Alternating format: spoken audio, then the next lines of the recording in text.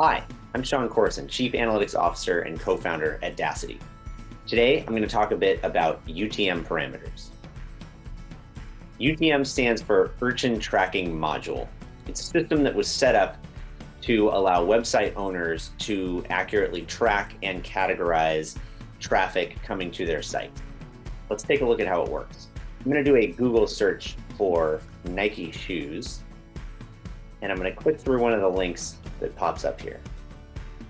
UTM parameters are often just embedded in a URL. So by copying and pasting this URL here,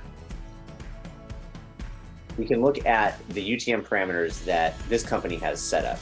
So here you see the source parameter is set up as Google_INT, and the medium parameter is set up as Google_shopping_INT.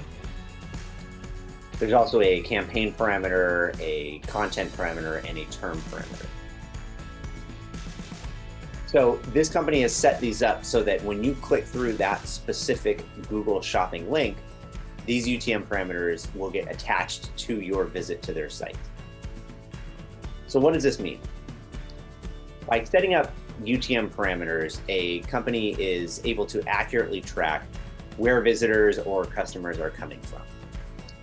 And when you aggregate these numbers up, it gives you a better idea for marketing performance.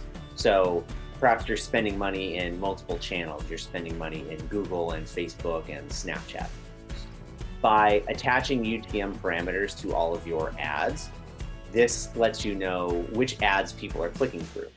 So perhaps your Facebook ads are converting at a much higher rate than your Snapchat ads. And you can tell this because the UTM terms are attached to the visitors and the customers that have clicked through those ads. Or perhaps your Snapchat ads have a much higher return on ad spend.